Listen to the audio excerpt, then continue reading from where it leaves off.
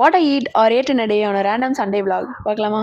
For the morning I had cereals and nuts. Cereals ரொம்ப நல்லா இருந்தது. It was strawberry flavor. ஆனா nuts வந்து I don't know, it felt like okay. And me and my friends went to Anna Tower. Anna Tower வெளில இருக்க ஸ்டால்ல my friends got lemon soda. எனக்கு soda பிடிக்காதனால I bought milk.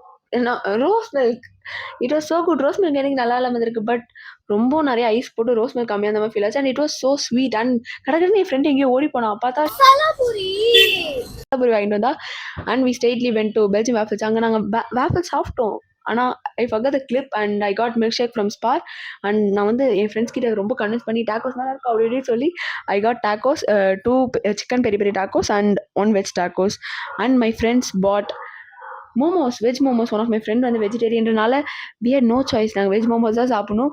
வெஜ் மோமோஸும் நல்லா இருந்தது. It was so good. And என் ஃப்ரெண்ட் வந்து எனக்கு coke, she was feeding me coke and momos நல்லா இருந்தனால I gave that approval nodding at the end.